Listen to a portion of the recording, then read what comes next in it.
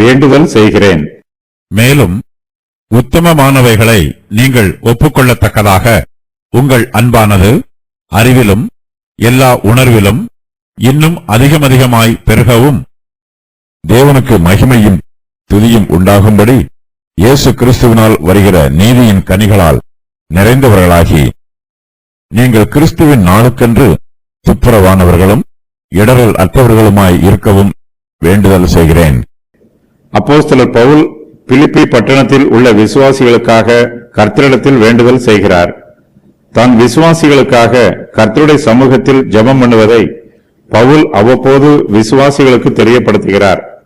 அப்போதுதான் அவர்களுக்காக என்னென்ன காரியங்களுக்கு கர்த்தரிடத்தில் ஜெபிக்க வேண்டும் என்பது பவுலுக்கு தெரிய வரும். அவர்கள் ஜெபிக்கச் சொன்ன காரியங்களுக்கு பவுல் கருத்தாய் ஜெபிப்பதை உறுதி பண்ணுகிறார். இதனால் விசுவாசிகள் தங்கள் நம்பிக்கையில் உற்சாகம் பெறுவார்கள். பவுல் தங்களுக்காக ஜெபிப்பதினால் தேவன் தம்முடைய கிருபையை தங்களுக்கு கொடுத்து தங்களை ஆறுதல் படுத்துவார் என்று விசுவாசத்தில் திட நம்பிக்கையாய் இருப்பார்கள். பிலிப்பி சபையில் உள்ள விசுவாசிகள் அன்புள்ளவர்களாக இருக்க வேண்டும் என்று பவுல் கர்த்தரிடத்தில் வேண்டுதல் செய்கிறார். அவர்களுடைய அன்பு இன்னும் அதிகமாய் பெருக வேண்டும் என்று பவுல் அவர்களுக்காக வேண்டுதல் பண்ணுகிறார்.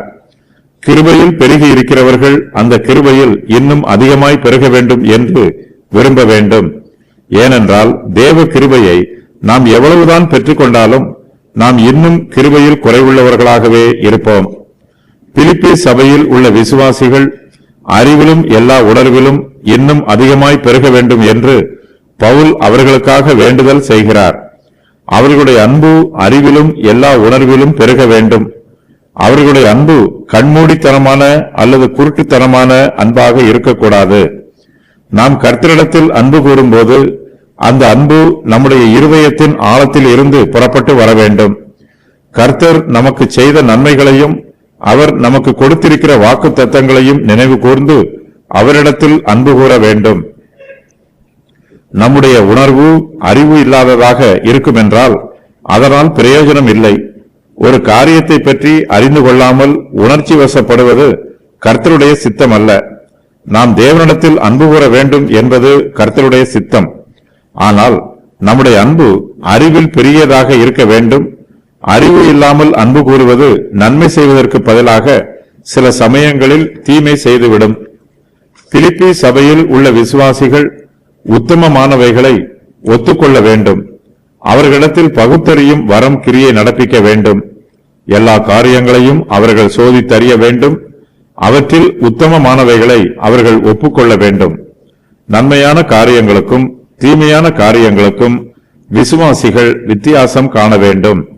இயேசு கிறிஸ்துவின் பிரமாணங்களும் அவருடைய சத்தியங்களும் உத்தமமானவை. நாம் அவற்றையே சோதித்து பார்த்து ஒப்புக்கொள்ள வேண்டும். பிலிப்பி சபையில் உள்ள விசுவாசிகள் துப்புரவானவர்களாயும் இடரல் அற்றவர்களாயும் இருக்க வேண்டும். அவர்களுடைய இருதயம் செம்மையாய் இருக்க வேண்டும். சுவிசேஷத்தை ஏற்றுக்கொள்கிற நம்முடைய இருதயம் நேர்மையானதாகவும் பரிபூரணமானதாகவும் இருக்க வேண்டும். சுவிசேஷத்தின் உபதேசத்திற்கு தக்கதாக நம்முடைய ஜீவியம் அமைந்திருக்க வேண்டும். நம்முடைய பேச்சிலும் கிரியையிலும் கண்ணியமும் நேர்மையும் நிரம்பி இருக்க வேண்டும்.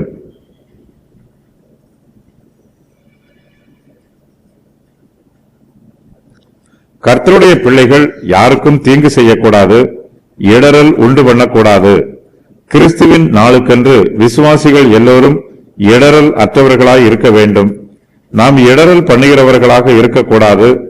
தேவனுக்கும் அவருடைய ஊழியத்திற்கும் அவருடைய பிள்ளைகளுக்கும் நாம் ஒருபோதும் இடரல் செய்துவிடக்கூடாது. இந்த விஷயத்தில் ஒவ்வொரு விசுவாசியும் மிகுந்த கவனத்தோடு ஜீவிக்க வேண்டும். கிறிஸ்துவின் நாளில் நாம் நம்மை கர்த்தருடைய சமூகத்தில் துப்புரவானவர்களாக அர்ப்பணிக்க வேண்டும். இதற்காக நம்முடைய ஜீவியம் முழுவதிலும் கரை திரை இல்லாமல் பரிசுத்தமாய் ஜீவிக்க வேண்டும். பிலிப்பி சபையில் உள்ள விசுவாசிகள் இயேசு கிறிஸ்துவினால் வருகிற நீதியின் கனிகளால் நிறைந்தவர்களாக இருக்க வேண்டும் என்று பவுல் அவர்களுக்காக வேண்டுதல் செய்கிறார். அவர்கள் கர்த்தருக்கு பிரியமான பிள்ளைகளாகவும் பிரயோஜனமுள்ள பிள்ளைகளாகவும் இருக்க வேண்டும். நீதியின் கனி இயேசு கிறிஸ்துவிடமே உள்ளது. நாம் நீதியின் கனிகளை அவரிடமிருந்தே பெற்றுக்கொள்ள வேண்டும். கேட்கிறவர்களுக்கு கிறிஸ்து கொடுக்கிறவர். நாம் நீதியின் கனிகளால் நிறைந்தவர்களாக வேண்டும். நம்முடைய ஆவிக்குரிய ஜீவியத்தில் நாம் நீதியின் கனிகளை வெளிப்படுத்தும் போது நம்மிடத்தில் உள்ள கனிகள் குறைந்து போகும் என்று நாம் பயப்பட வேண்டிய அவசியம் இல்லை. ஏனெனில் கர்த்தர் நம்மை நீதியின் கனிகளால் நிரப்புவதற்கு வல்லவராய் இருக்கிறார். கர்த்தர் நம்மை நிரப்பும் போது அது ஒருபோதும் குறைந்து போவதில்லை, அது வெறுமையாவதும் இல்லை. நீதியின் கனி இயேசு கிறிஸ்துவினால் வருகிறது. நீதியின் கனி தேவனுக்கு மகிமையும் துதியும் உண்டாக்குகிறது. நாம் நீதியின் கனியை கொடுக்கும்போது நம்முடைய சுய மகிமையை நாடக்கூடாது. நீதியின் கனியால் தேவனுக்கு மகிமை உண்டாக வேண்டும் என்றே நாம் நினைக்க வேண்டும். தேவனுக்கு துதி உண்டாக வேண்டும் என்று தீர்மானம் செய்து நாம் நீதியின் கனியை கொடுக்க வேண்டும்.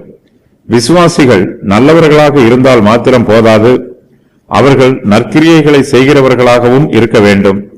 அவர்கள் நீதியின் கனிகளாலும் நற்கிரியைகளாலும் நிறைந்திருக்க வேண்டும்.